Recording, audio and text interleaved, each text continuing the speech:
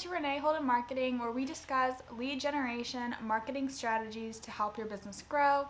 I'm Renee, I'm a marketing specialist, and today we're going to be talking about how to do audience research or how to research your target customers. Audience research should be your first step to any marketing strategy you're planning, because every part of your marketing strategy ideally is catering to your target audience. So that includes what social media channels you're using, what messaging you're using, even the images that you're using should all be targeted to your target audience or your target customer base. You also want to do audience research throughout your campaign and multiple times throughout the year to learn if your audience's preferences have changed at all. Today I'm going to be talking about 5 steps that I take when doing audience research.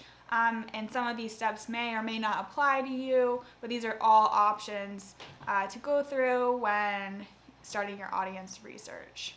Okay, so the first thing I do when I'm doing audience research for a client is to fill out a buyer persona or an audience/market research template.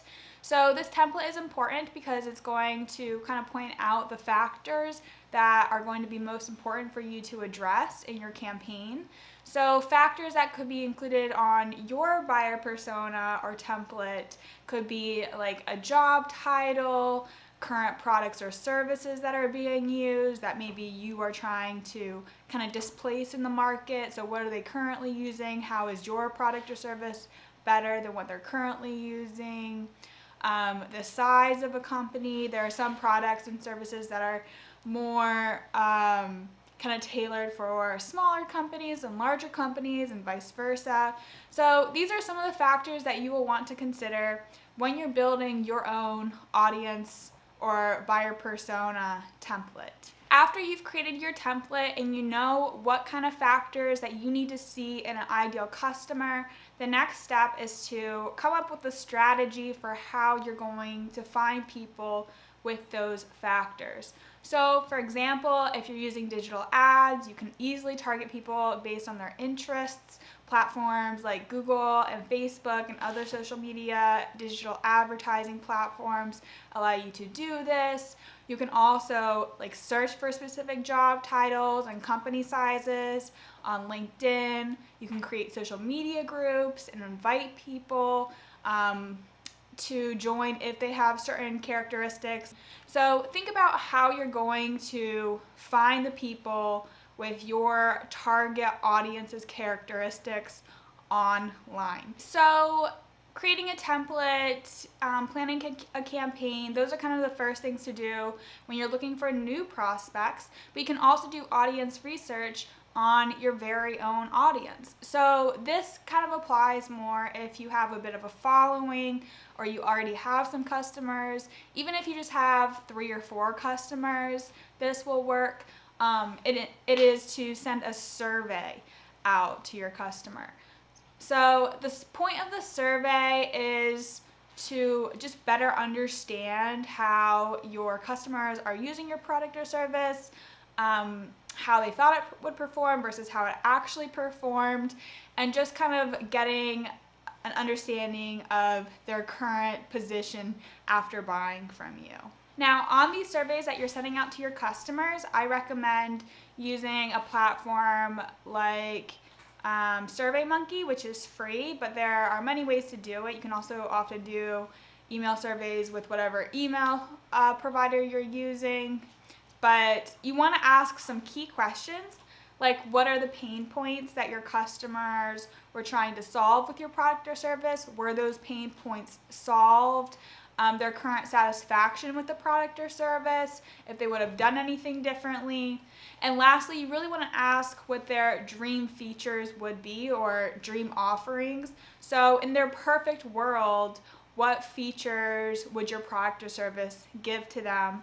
And ideally, you want to know if that would make them more likely to buy more of your product in the future or recommend it. A third way to learn more about your target audience is to review your digital ads. Now, not everyone has digital ads running, but if you do, there's a lot of information that gets collected from these ads. So for example, I know when I run Google ads, there's the search term report, which basically shows the questions that people or the queries people are putting into the Google search engine regarding your product or service. And these are helpful because you can understand where are people having trouble, what are their pain points.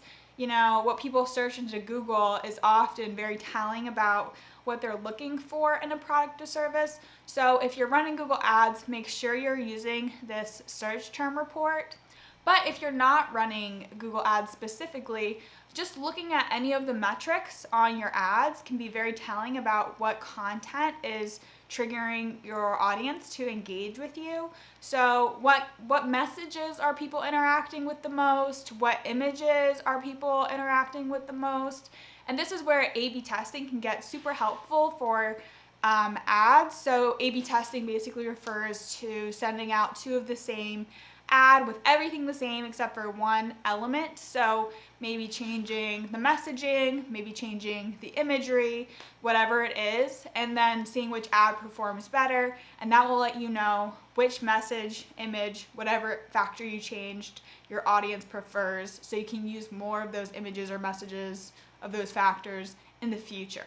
In a similar vein of reviewing digital ad metrics, the fourth thing that I will do to do my audience research is to review the metrics on content on my website, on social media, wherever it may be, which posts are getting the most likes or shares, which content on my website is getting the most views. So having Google Analytics set up is really helpful for seeing which pieces of content people spend the most time on, which pages are they clicking to the most.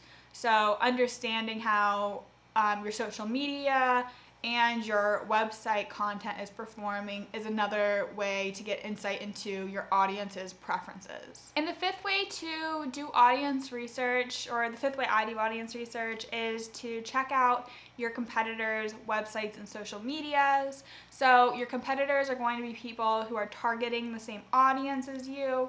So you can kind of piggyback off someone else's audience research and check out what content they are posting on their website, what content and messages specifically are they trying to push out to their audiences. You want to kind of look at a competitor that's doing better than you, or that's a larger company, to kind of understand this. If you're doing competitor research on companies that are less successful than you or that are much smaller than you are, they could be in a trial and error stage still. So you want to be looking at larger companies, what messages are they pushing, what have they found is valuable to their audience and therefore your audience. And those are 5 tips for learning more about your target audience. Again, this is absolutely crucial to do before you start any kind of marketing campaign or strategy, because every single element in your marketing campaign should really be speaking to your target audience, the group of people you're trying to serve and provide value to. So if you're interested in this type of content on audience research, I will link below a blog post on my blog, reneeholden.com, that has more information on this subject, as well as a lot of other content marketing strategies and lead generation strategies. And if you are interested in seeing more videos like this, please subscribe. All right, thank you.